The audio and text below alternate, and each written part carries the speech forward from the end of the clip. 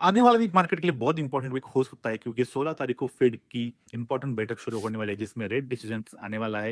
Actual outcome 17 सितंबर को रात 11:30 बजे इंडियन टाइम के अनुसार आएगा।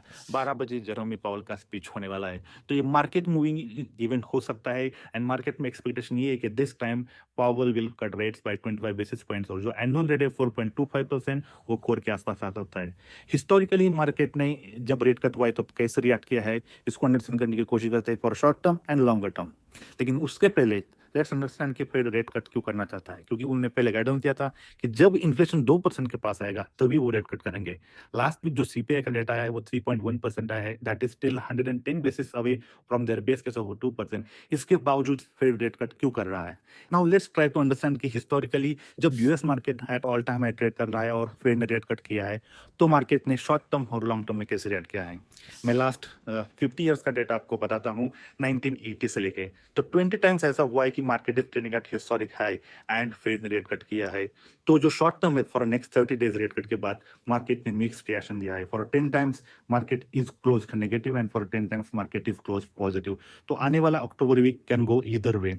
लेकिन 1986 और 1990 में एक बड़ा ड्रॉप आया था। 1986 में मार्केट ने 8% का फॉल दिया था और 1990 में मार्केट ने 6% का फॉल दिया था। तो ये दो केसेस को छोड़ के मार्केट ने बहुत नेगेटिव रिटर्न्स नहीं दिए हैं। अगर हायर टाइम फ्रेम की बात करेंगे for next 1 year after the cut तो मार्केट ने हमेशा 20 टाइम्स पॉजिटिव रिटर्न दिए और वो ऑन एन एवरेज रिटर्न 13.9% है। तो अगले साल तक सितंबर 2026 तक मार्केट में बुलिश मोमेंटम हो सकता है going by the past records. लेकिन शॉर्ट टर्म में market can go anywhere. Historically जब कभी मार्केट ऊपर जाता है तो उसको लीड करने वाले सेक्टर्स होते हैं। दिस टाइम ये revolution is leading that effort. लेकिन इंपॉर्टेंट बात यह है कि this time market valuation are historic high. ऐसा 3 बार ही हुआ है। डॉट कॉम बबल के आसपास जो वैल्यूएशन से एंड ग्रेट 1929 पे जो डिप्रेशन था तब जो वैल्यूएशन से उससे भी ज़्यादा मार्केट वैल्यूएशन दिस टाइम है। लेकिन दिस टाइम डिफरेंट ये है कि जो एआई का रिवोल्यूशन हुआ है वो सच में रियल है एंड जिस तरह से कंपनी रिपोर्ट्स कर रही है numbers from high tech sectors वो बहुत ही सरप्राइजिंग है मार्केट के लिए and market is giving much higher multiples to these companies. Last week हमने देखा ओरेकल का स्टॉक 40% एक ही दिन में भागा था only on theme of AI.